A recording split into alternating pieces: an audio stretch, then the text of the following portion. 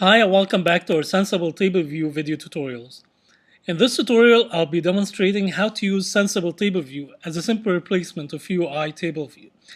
And having looked at the advanced features of Sensible TableView like control cells and object binding and key binding, one can easily overlook how Sensible TableView can also be used just simply as a replacement of the normal UI table view without control cells, without object binding, without anything.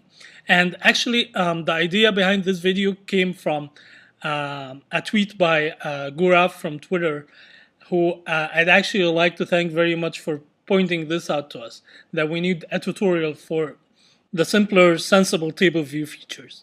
So let's get started.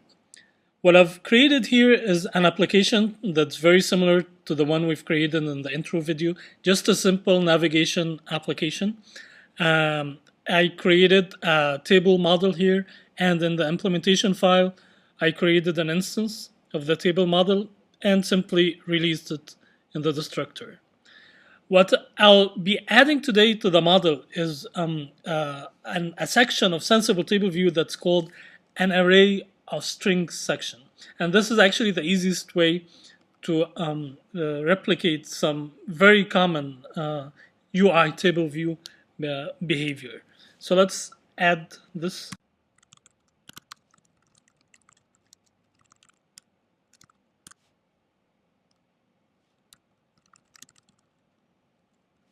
Now notice here that array of strings section requires a mutable array, and this is because, as we're going to see later, the array of strings section offers functionalities such as editing the items, rearranging them, adding new items, and deleting items.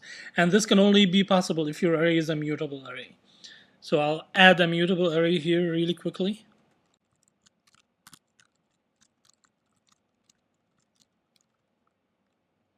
Of course, this array might have well has come from a plist or from any other source. And one very important point to note here is that this array can be of any length that's supported by a normal UI table view. Because at the end of the day, Sensible TableView uses normal UI table view features such as dequeuing cells and other Apple recommendations. So finally, let's add the section to the table model. And let's run and see what Sensible TableView have generated.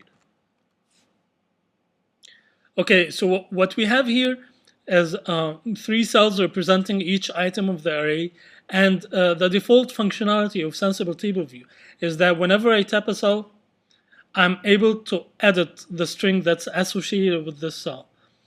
So let me edit this to item 7, go back, and it's edited.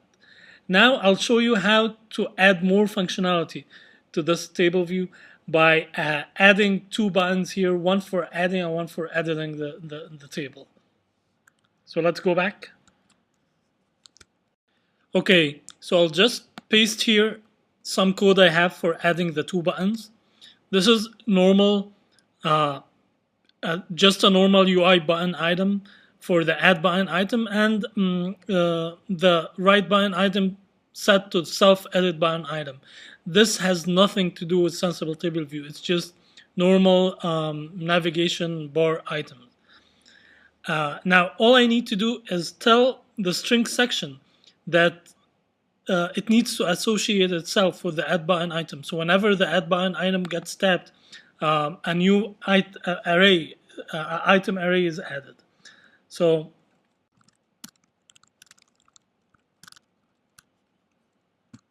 let's run again. Okay, so here are the 2 buttons that we've added, and let's see what happens when we tap on the add button. As you can see, Sensible TableView have generated a new detail where I could enter a new item, and here it appears. Also, I can rearrange the items and remove the item of my choice. And all of this is done using just 4 lines of code. I personally find it amazing. So finally, what we need to do is provide some custom functionality when the user taps each cell. We want to override the default functionality where Sensible TableView provides an added field for each item. So let's see how we're gonna do that. So I'll go back. So to get notified when a cell is tapped, I need to actually conform to a protocol called SC-TableView model delegate. And let me just go to the documentation for a second. Of course, Sensible TableView documentation is fully integratable into the developer's documentation. So I'm gonna look up SC-TableView model delegate, and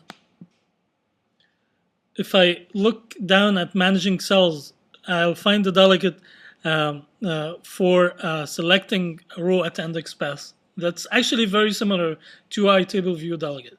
So let me just copy this here.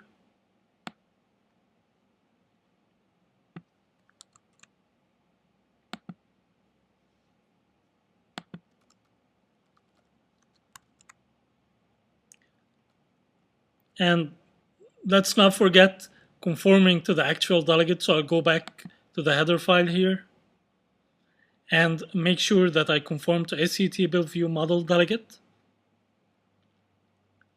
Now back. So let me start by getting the cell.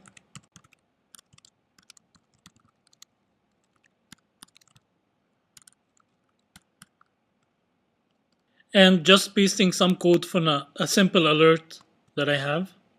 So it's just a simple alert that comes up when a cell is tapped and tells you what cell, the name of the cell that you've actually tapped here. So let's finally just inform the string section that we want to disable its default functionality. So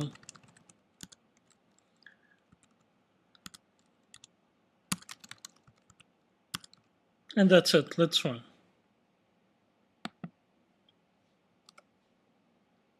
Okay, so that's that. Tapping item 2 just informs me that I've tapped item 2 and so on. So that's it. I hope you enjoyed this tutorial, and I really hope you enjoy developing with Sensible TableView as much as we do. Thank you very much for joining me today, and goodbye.